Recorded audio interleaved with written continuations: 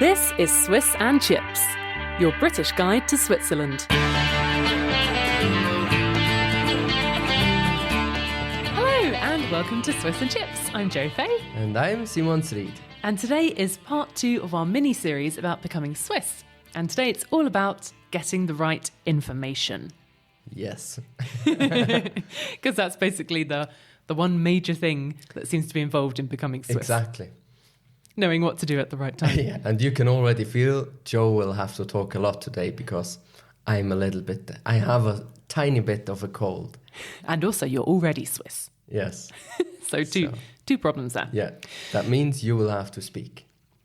Good, because I am ready. So let me know, what is part 2 and what are we going to talk about in detail? Well, basically, after 10 years in Switzerland, you can apply to become Swiss if you want to. And my 10-year anniversary will be next year. Yep. So the past couple of months, I started looking into what I need and what's required to become Swiss because I want to do it. Yep. And I looked up the details in Bern, and it turned out that there was an information evening for people who want to become Swiss. Which we visited. Which we went to go and see. We did, exactly. Yep. So that was a few days ago, and it was a pretty, how could I describe it? Interesting, unusual, strange evening. Yeah, it was, good summary, yes, was interesting in every way, yeah. So we're basically going to talk about what the evening was like, some new information that I found out that I didn't know before.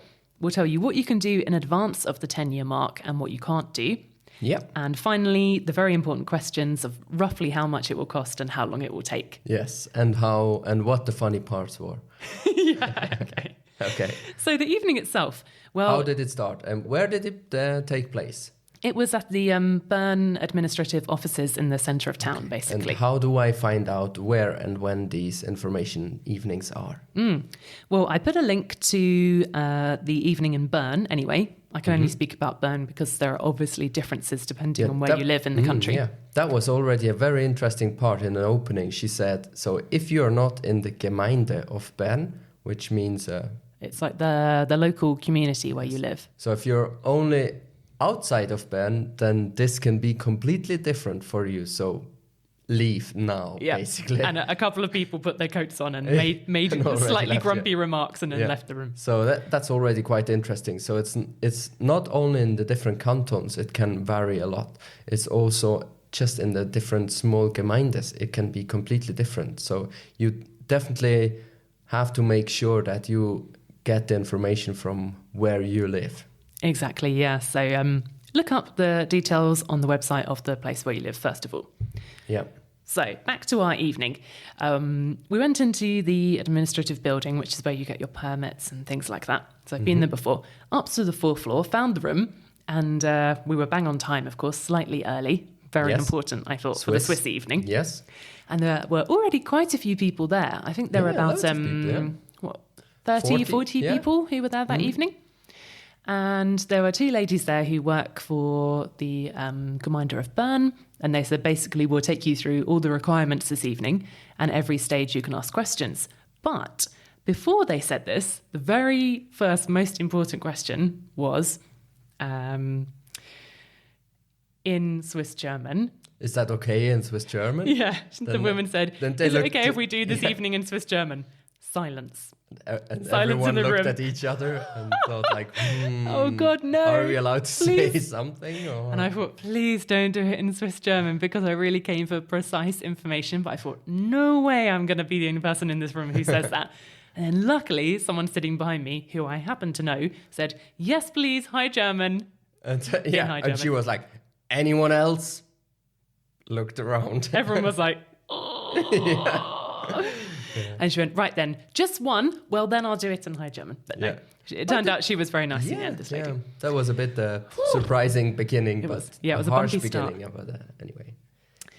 So, basically... and it was the information for the normal Einbürgerung, not if you're married or something like that. Exactly, so, also that you just look up exactly what you want and what you need and before you go to any random information, because quite a few people left when she said that. Yeah, so if you're married to a Swiss, for example, you'll be able to get the... erleichterte Einbürgerung, the simplified citizenship. So a couple of people left at that point. And then it was down to the nitty-gritty, we could say. The ladies started going through the slides and explaining the process. And it was at this point that I found out some things that I didn't know before, so good thing we went.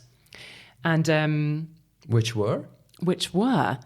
I had heard, I think becoming Swiss involves a lot of hearsay at first, anyhow. You know, you speak to so many people about how it was for them and what you should do and what it was like in this place and so on and so on. Yes. But because it's different from place to place and because the rules changed a bit at the beginning of 2018, I think things are pretty different. I had been told you can start applying before the 10-year mark. Yeah. But very important fact that I left this evening was you can't. Great. Good to know.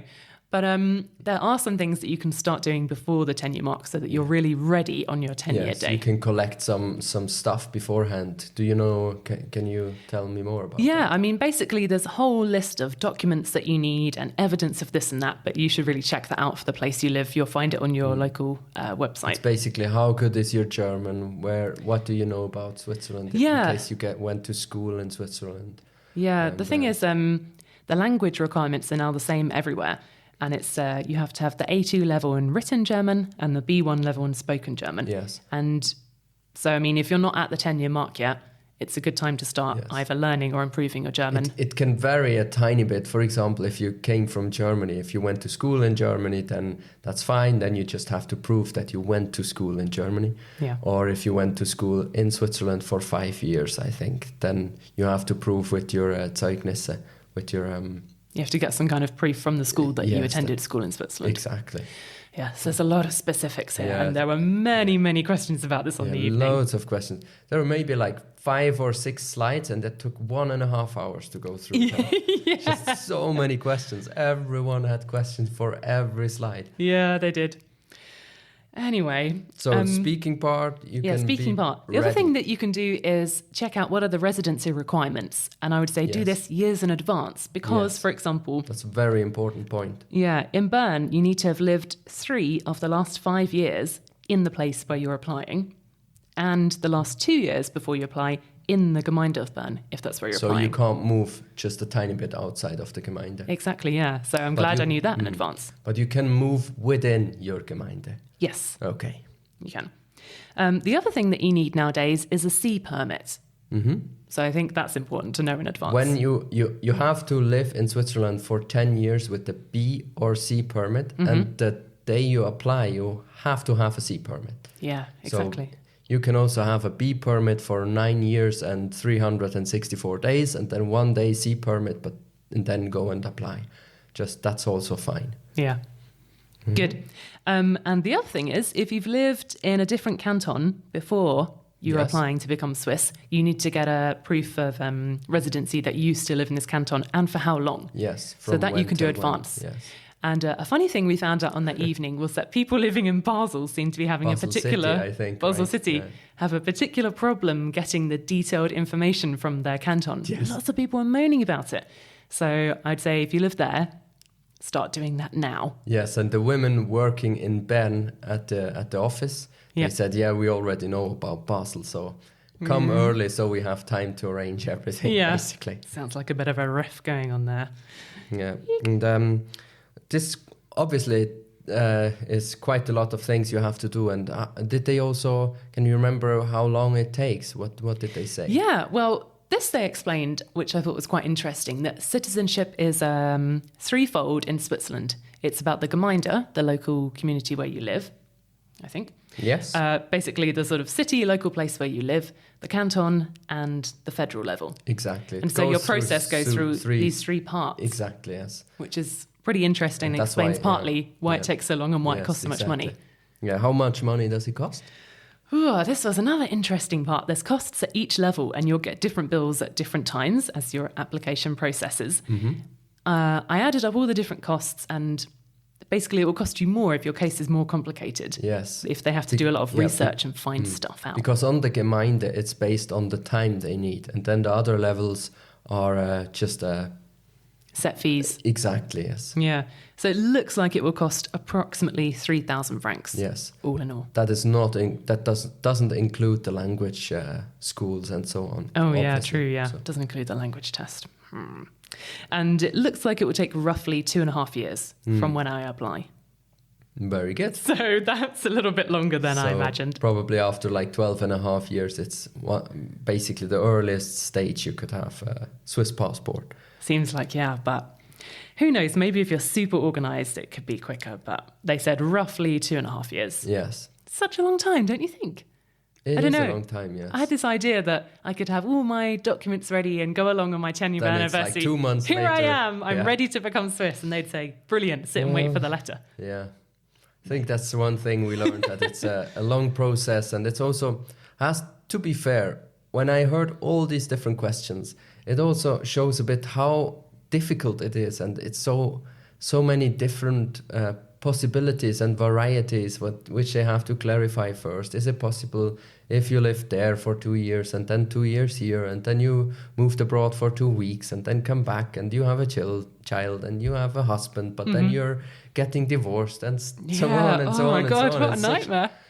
It's extremely complicated, and they have to clarify for each separate person. So it just takes a long time, yes. Yeah. Don't really want to defend it, but it at least it became clear that it's extremely a complicated process at the moment. Yeah, certainly is. What they also have in Bern is they have a counter at their office where you can go and ask questions about your application. I think that's everywhere in each Gemeinde they have it. Yeah, and they said, whenever you come to our counter to ask a question, bring your permit with you, otherwise they won't talk to you. Yes, bring everything you have. Basically. Bring your proof. They also said bring everything once you want to ask.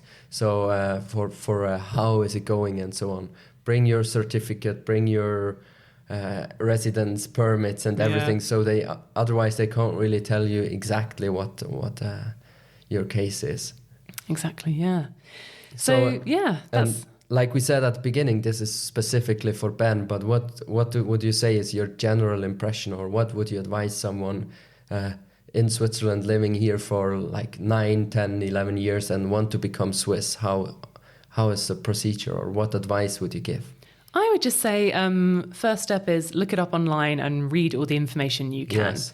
And that's a good advice. That's it, really. See what documents you already have, find out the things that you will have to kind of look for or apply for, start applying for them, and then find out where you can get more detailed information, because for sure there'll be some particular questions you have that someone will need to answer, I think. And my advice would be do that, and then also the people at the Gemeinde, just pop by and ask them about your special case and what exactly is needed and when you can do what and so on. They were, at least here in Bern, and I think that's on many places the case, that they were really patient and explained extremely detailed for everyone and took their time and really tried to help. Yeah, that was really nice. Yeah, it's not like a test that they don't want you to become Swiss. They want to make it easy for you, but it's just a complicated process, but they are there to help, basically. Yeah. Yeah, so overall I left with a pretty good impression. The people seem nice, and it seems complicated, but manageable. Hopefully, but get back to me in 3 years. Good. So I guess our next episode probably won't be for a little while about becoming Swiss anyway, because we're going to put all of these becoming Swiss episodes together into a sort of mini series. And right now I need to apply for the confirmation of when I lived in a different canton. And once I have that, I basically just have to wait until the 10 years day. Yeah, so which is in a year. So if you're listening to this, our next episode will be in a little while. Yes. Next episode about that topic at least. Normal Swiss and Chips podcast, business as usual. Yes. And speaking of which, don't forget to join our Facebook group. It's called Switzerland for English Speakers. Yes, it is. Join in. There's very interesting conversations going on, and they give us loads of ideas for upcoming topics we want to talk about. And it would be nice to hear from you. What do you think, or what do you expect, or what do you wish? Yeah, and there's all sorts of people in there, new people to Switzerland, people who've lived here for ages. A sort of super interesting question about a week ago. It was someone asking what's the difference between kind of punctuation in French and Swiss French. And I thought, I have absolutely no idea that there was even a difference, but someone was able to answer that question. Yeah, that's great. That's how awesome our group is. Okay. Cool, so thanks for listening, and we'll speak to you soon. Bye. Bye.